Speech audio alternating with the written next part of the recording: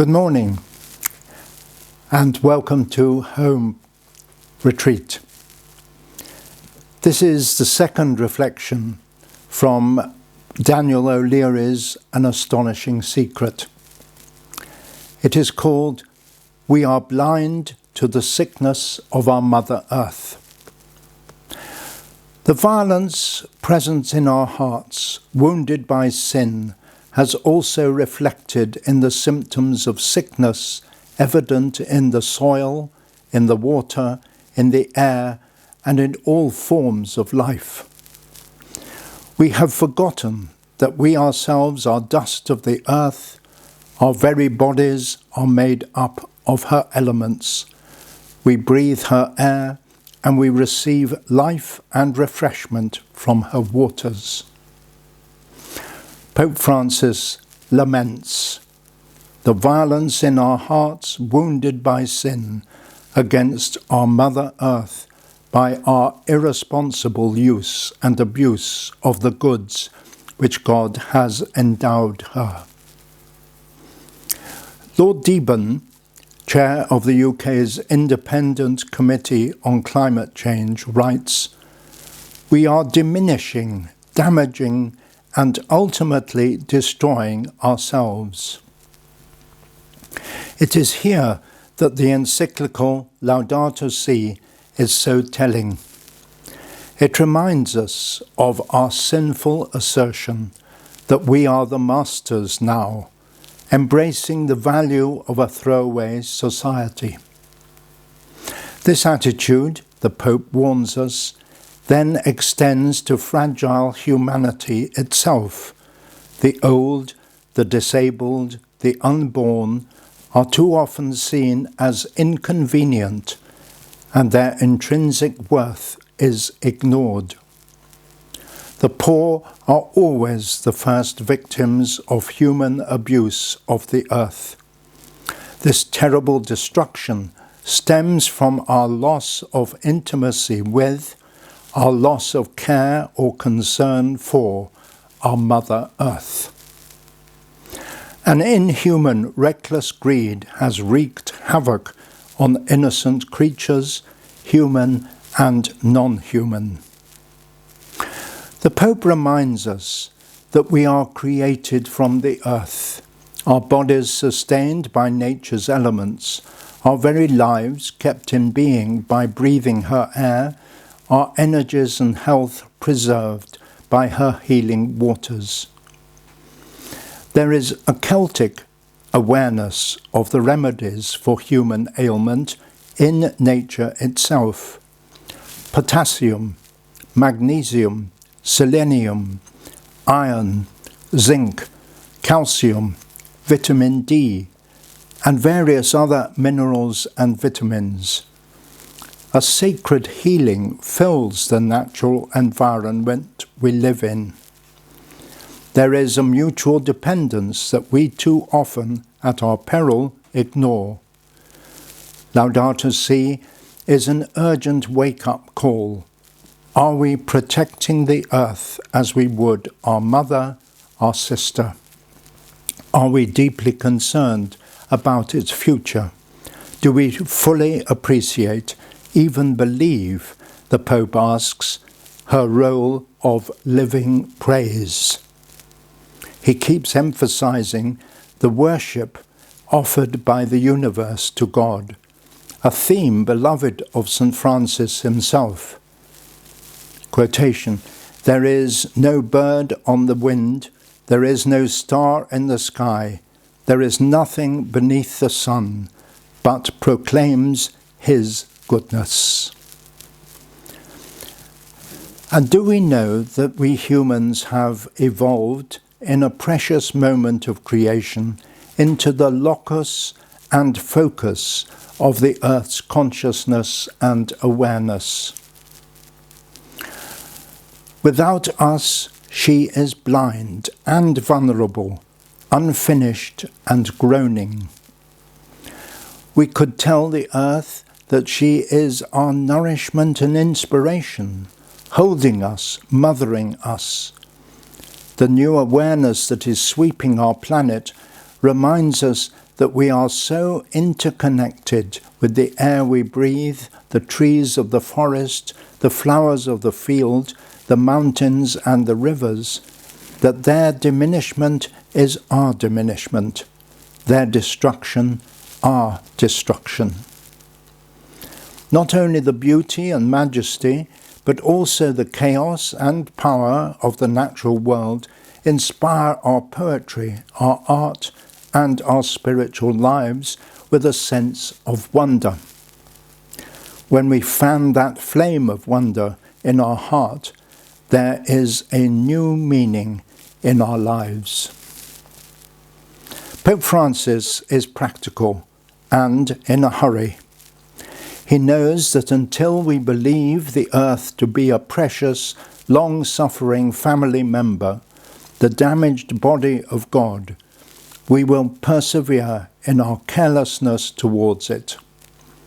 He is well aware of the unfortunate consequences of a deeply flawed teaching about God's banishment of all of us as exiles to this vale of tears, where death happens. And in this particular passage, he issues a warning. The earth and ourselves are inseparably and intrinsically connected. The pain of one is the pain of the other. In his message for the World Day of Peace 2014, he said, "Nature is at our disposition, and we are called to exercise a responsible stewardship over it. Yet so often we are driven by greed and by the arrogance of dominion, possession, manipulation, and exploitation. We do not preserve nature, nor do we respect it or consider it as a gracious gift, which we must care for and set at the service of our brothers and sisters, including future generations." In the meantime, a first step may well be to soften our own hearts to the tender power of nature, to experience in our deepest selves that profound bonding and intimacy that can flood our senses when we surrender to the incarnate beauty of God. It is this kind of unforgettable experience that transforms our attitudes, values, and goals. There is a neglected mystic in all of us, waiting to be nourished by this beauty. "I walked out alone in the evening," wrote Bede Griffiths, OSB. "A lark rose suddenly from the ground beside the tree by which I was standing, and poured out its song above my head, and then sank, still singing, to rest. I felt inclined to kneel to the ground, as though I had been standing in the presence of an angel." Daniel O'Leary mentions a further word at the end of his chapter. Why, the Pope asks, have we forgotten that we are of the earth? And why are we so resistant to the openness he is pleading for? Many of us know we must knuckle down to some serious reading, have lively conversations with our friends, indulge in imaginative thinking, and ask 100 questions. One question that quickly appears is the one about original sin. How does it fit in with the universe story of original love and joy? The new emerging Christian consciousness, or I might say, the new emerging Catholic consciousness, cannot and must not be suppressed. Information technology is enhancing the speed of its evolution, and it is taking root at the most basic level of individual lives. As with evolutionary emergence on the whole, the new emerging Catholic consciousness is encountering resistance to change on various levels. The institutional church, academic theology, and ecclesial life. On every level, whether it is resistance to the new theology or the refusal of pluralism, the inability to let go of medieval theology and engage the world as science informs us.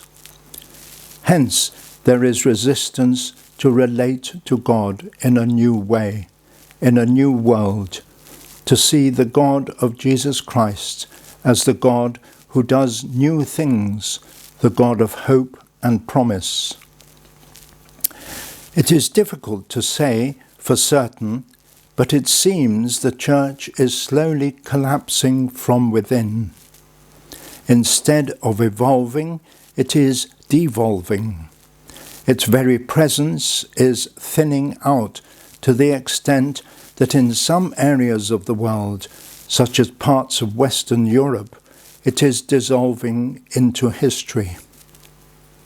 But death is part of new life. Are we experiencing a necessary death today in the body of Christ, the Church? Is the Church experiencing a weakness of heart from within because there is no longer sufficient spirit of life to sustain itself? Are we on the brink of resurrection or revolution?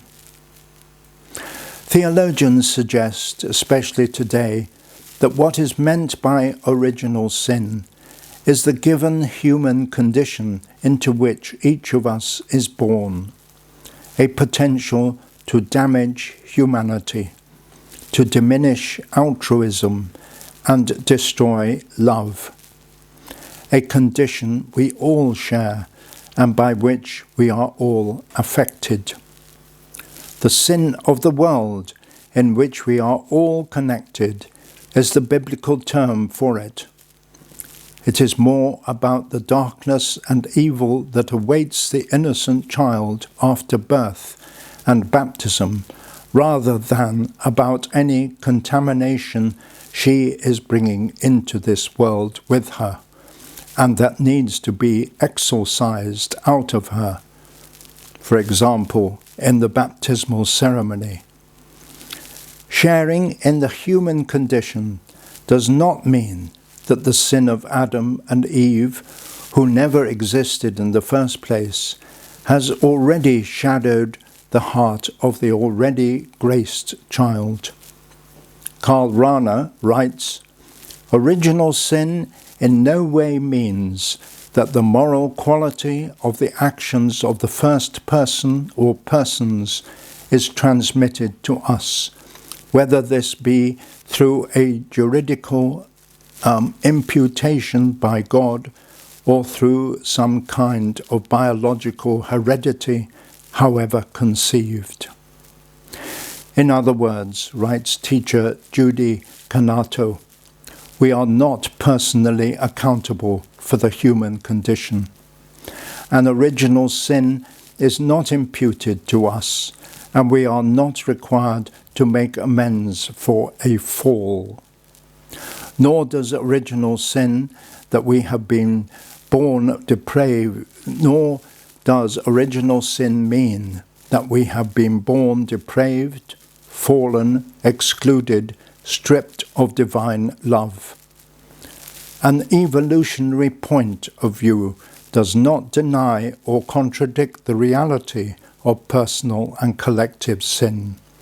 What it does reject is literal thinking that there was an Eden, a place on earth in which human life was completely in conscious relationship with the holy, and to which we will return if we regain right relationship with God. In this context, there is no paradise to recapture. Thank you for listening. I enclose some YouTube videos to help you ponder these words and questions. God bless you all.